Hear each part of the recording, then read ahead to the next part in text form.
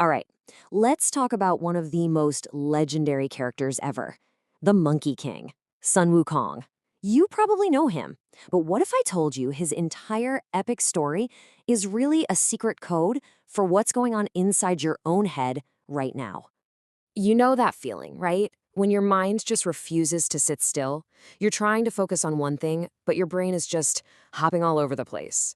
One second, it's a work email. The next, it's what you need from the grocery store. Then suddenly, you're remembering something embarrassing from middle school. It's totally chaotic and feels completely out of your control. Well, believe it or not, there's a name for that. It comes from Buddhist philosophy, and they call it sinyuan, or the monkey mind. And it's the perfect description, isn't it? This idea of a mind that's just constantly chattering, agitated, and swinging from one thought branch to the next, just like a monkey. But here's the really interesting part. This monkey mind isn't seen as a bad thing. Not at all. As the Buddhist master Yongey Mingyur Rinpoche says, it's neither bad nor good. It just is. Think of it as this raw, natural energy inside all of us. It can be super chaotic, sure, but if you learn how to channel it, it can also be incredibly creative. And this brings us to probably the most brilliant personification of this idea ever. We're talking about the character of Sun Wukong from the 16th century Chinese novel Journey to the West. See, he isn't just a monkey. He is the monkey mind brought to life on the page, and the author left clues absolutely everywhere to make sure we got the message. So let's start with the first big clue. Maybe the most obvious one. His name. The moment he gets a name, the story is basically telling us exactly what he represents. So early in the story, the monkey goes looking for enlightenment from this patriarch, Subhuti. And before he'll teach him anything, Subhuti gives him the surname Sun. Now, this wasn't just pulled out of a hat. It's actually a really clever philosophical riddle rooted in Taoism. Okay, so Subhuti looks at two different Chinese characters for the word monkey. He rejects the first one, hu, because if you break it down, it's made up of parts that mean aged and yin, or moon. And as he points out, aged yin can't create anything new. It's stagnant. So instead, he picks the other character, sun. Now, this one is interesting. When you break it down, its parts mean boy and baby.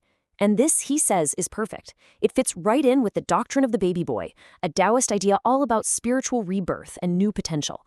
So from day one, Sun Wukong is literally named for potential, for that raw, untamed energy of a mind that's just getting started.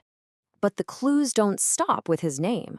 Oh no, the author gets even more clever, coding Sun Wukong's identity right into the map of the story. His home is literally a diagram of the human mind. So to get this next part, you just need to know a little bit about Taoist inner alchemy. The basic idea is that they saw the human body as a kind of landscape, and on that landscape are three main energy centers, or cinnabar fields. You've got the brain, the heart, and the belly. And the mind, or the heart mind, is right at the center of this whole map. All right, so remember Sun Wukong's teacher, Subhuti? The story says he lives on the mountain of the spiritual platform in square inch. Sounds pretty cool and mystical, right? But here's the thing. Those aren't just place names. See? Spiritual platform was a well-known Taoist technical term for the heart mind. And square inch, you guessed it, it's another term for the heart mind, the very center of our consciousness. So the mountain where the Monkey King goes to train his mind is literally called the mountain of the mind and the mind. The author is practically shouting the metaphor from the rooftops. But if you think that's clever, hold on. The final clue is it's absolutely brilliant. The specific cave where all this teaching happens is called the Cave of the Slanted Moon and Three Stars. And this is the secret, right here.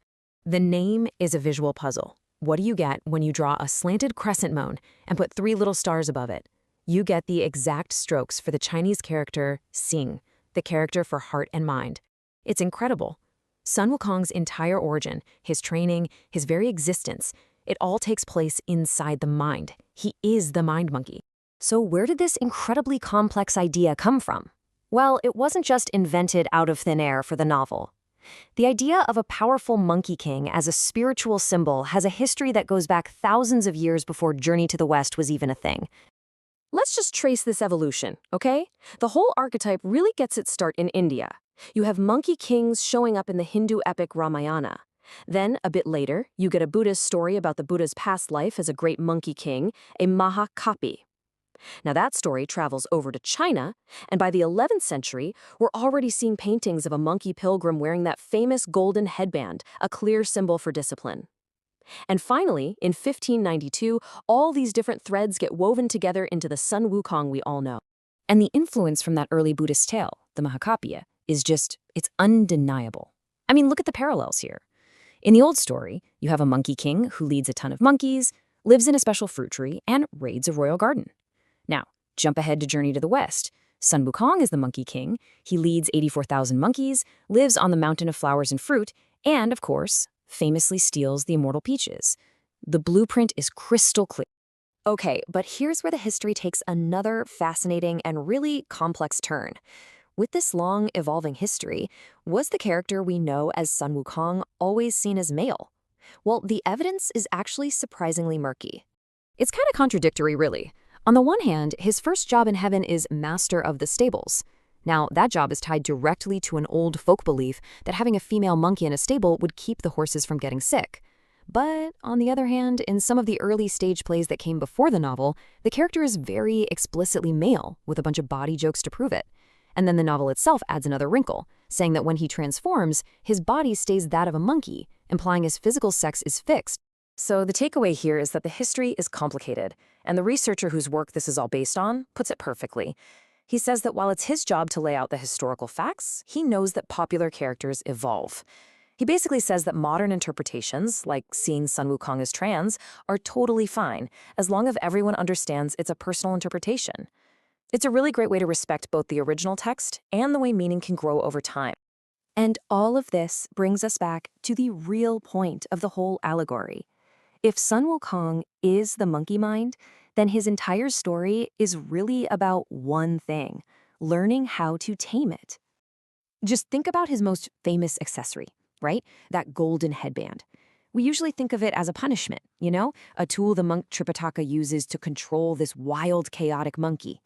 But its real meaning is so much deeper. That headband represents the conscious discipline, the rules, the meditation, the focus that we all need to channel the wild energy of our own monkey mind. See, it's not about crushing the monkey spirit. It's about giving it a purpose, a direction on the path toward a higher goal. And that right there is the ultimate secret of the story. The whole epic Journey to the West isn't really about a physical trip to India. It's a roadmap for the journey inward. It's a giant, brilliant allegory for that profound, difficult, and ultimately incredible process of understanding and mastering our own restless, chaotic, and powerful minds. So, as we wrap this up, the story kind of turns the question back on us. Now that you know the secret of the mind monkey, what journey do you need to take to understand and maybe even make friends with your own?